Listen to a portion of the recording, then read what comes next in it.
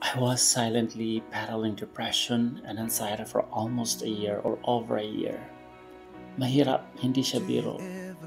Kakainin ka niya physically, mentally, at mas worst is emotionally. Sa mga napagdaanan ko, sa sobrang hirap, na halos durog na durog ako at walang nang natira sa akin.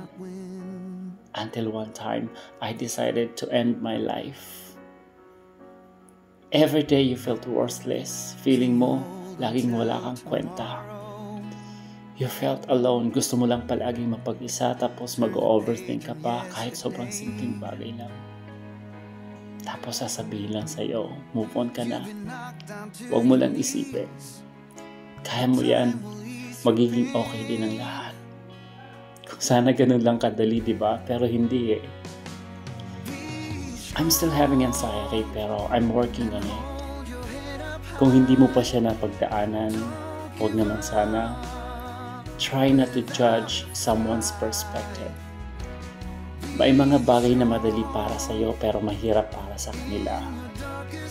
May mga bagay din na madali para sa kanila pero mahirap para sa'yo. Don't get me wrong. Depression is not a joke. Depression is not a choice. Depression kills. Para sa mga tropa at kapatid natin na bumitaw na at nagpahinga na, isang mahigpit na yakap at walang katapusang pagmamahal.